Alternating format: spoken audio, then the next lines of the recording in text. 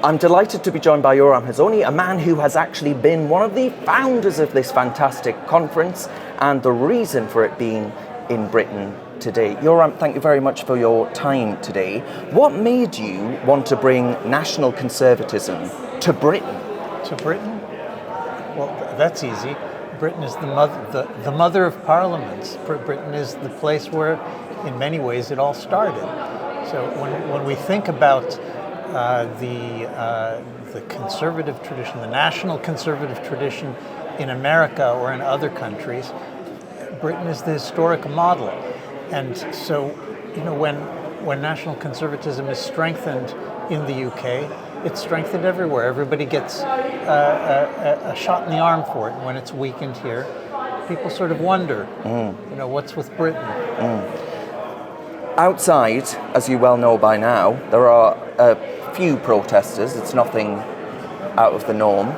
But there are some on social media, for example, that either accuse this conference of anti-Semitism or some who accuse it of Nazism. Now, I find those two labels to be deeply offensive, actually, but two, incredibly ignorant, no?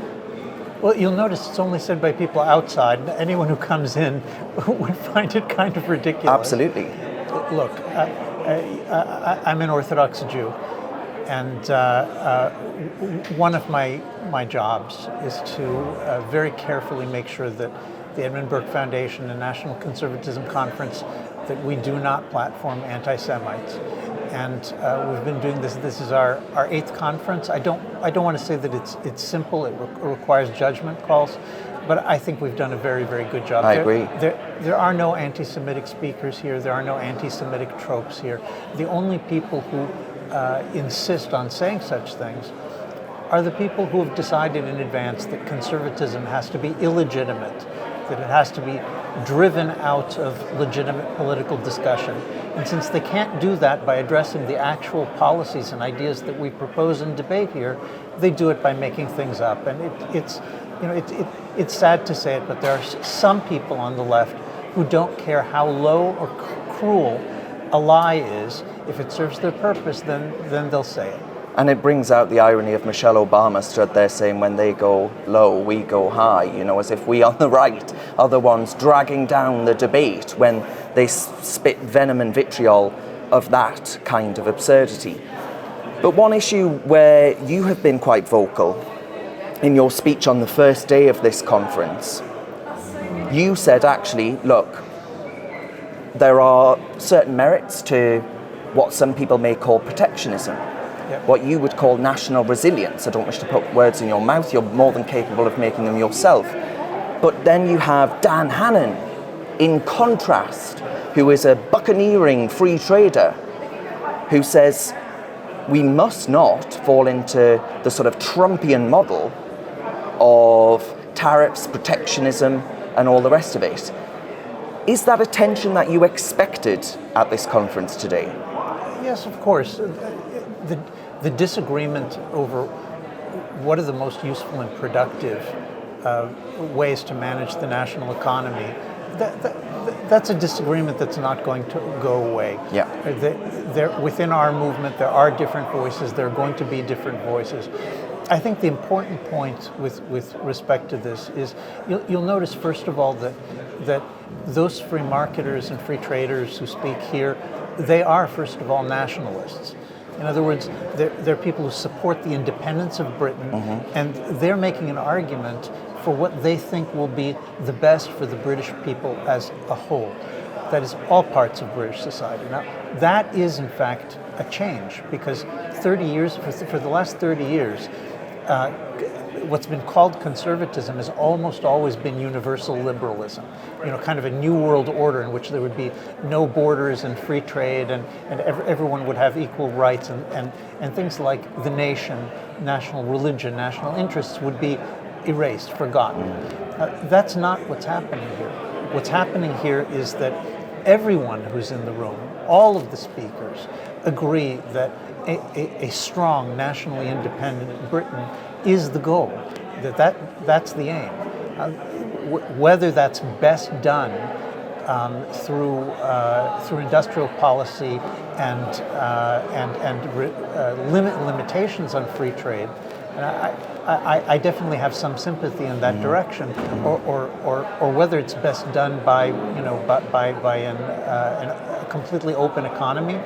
We're going to thrash that out. Just like you see here that there are speakers who say that Britain's traditions require that a return to a fully Christian public life, and there are those who say, "Come on, this is that's not possible. We need to strengthen our nation even without that." So these are internal debates, but they're debates among brothers, because everyone here, brothers and sisters, everyone here believes in the British nation as an independent nation, and that's a break with the immediate past in the Tory party and more generally. And I must say, I found that speaking to everyone here, so thank you very much for organising this event.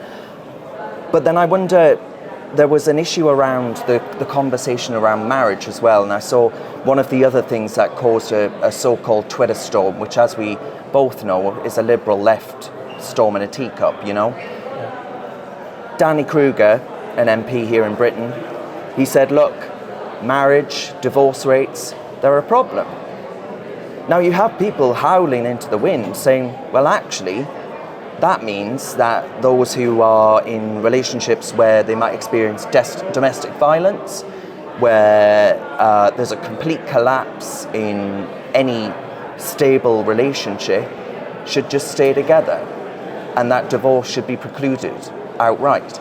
I'm not sure that's what Danny Kruger was actually proposing, but you can see the way in which things are manipulated and taken out of context with abandon that you wouldn't believe.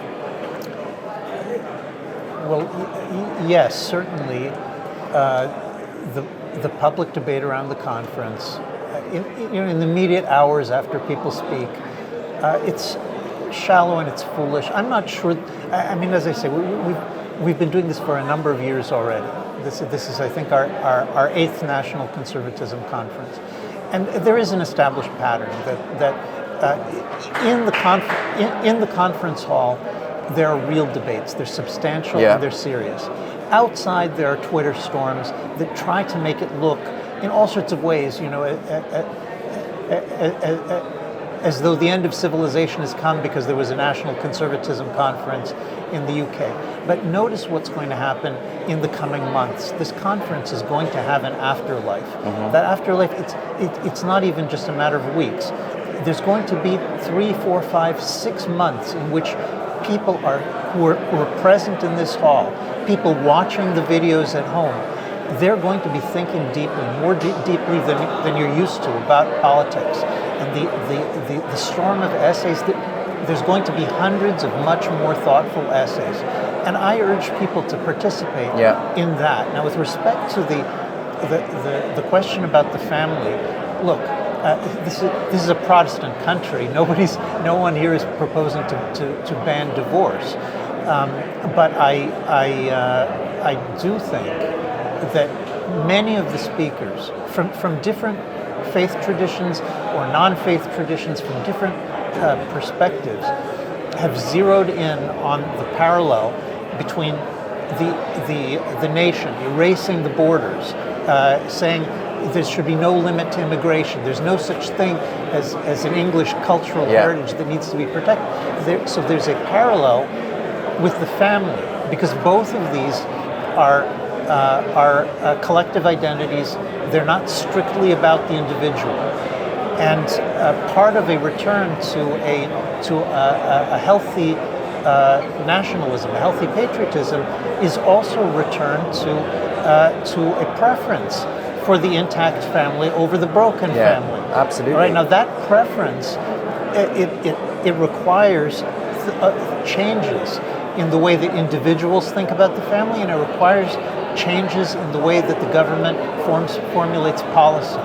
That's not banning divorce, but being able to say that divorce is extremely damaging and that it's better to be married, it's better to have children, and it's better not to be divorced.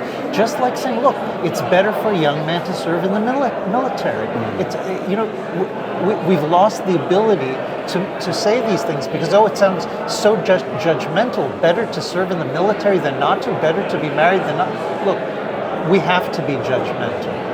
It's for everyone's good, both for the good of those who can uphold the normative standards and those who can't uphold them. They benefit from them as well. I mean, we know that fatherless homes, for example, more likely to end up on drugs, more likely to end up addicted to alcohol, more likely to end up on welfare or a life of crime, right? These are statistics that we see pop up all the time but aren't spoken about because it's too controversial to speak about them. Just finally, Yoram, a cheeky one if I may. Ron DeSantis in America, Suella Braverman in Britain, how about that? You think that they should run Leaders, together? Absolutely, absolutely. Well, look, I'm sorry. You know I'm not my job is to organize events based on ideas rather than on personalities, and I'm not allowed to endorse anyone. I should definitely say, if you look at the Republican contest, okay, regardless of if you like Trump better, if you like DeSantis better, the American Republican primary is turning into a primary in which the principal figures are national conservatives and not liberals. And I would hope to see that something very similar happen in the UK. Now, I know there's a process. I know people need to think this through. But Brexit and then the 2019 platform of the Tory party, those are first steps towards a new conservative right in the UK in which the main contending figures will be those who are, in fact, national conservatives. It's still on the horizon, but I believe that it's possible. It is, and if you want to know more about that rich tradition that we have in Britain, Yoram Hazony has a book called Conservatism. It explains the key tenets, everything that is so good about the inheritance that we have and which is at risk, frankly. But Yoram Hazony, thank you very much for giving up your time today. My pleasure, thank you. Have you got what it takes to be a reasoned presenter? Well, send us a short clip of yourself to join@reasoned.uk and we might be seeing you on this very channel very soon indeed.